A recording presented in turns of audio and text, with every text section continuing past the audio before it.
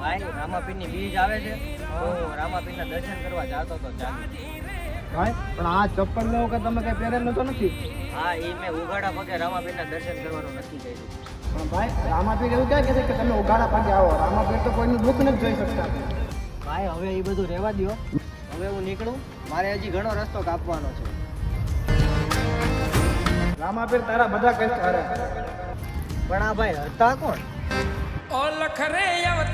આ ભાઈ ગયા ક્યાં? ની બોટલ ને ચપ્પલ એ ભૂલી ગયા છે. પાકું આ રામાપીરનો જ ખર્ચો હોય છે.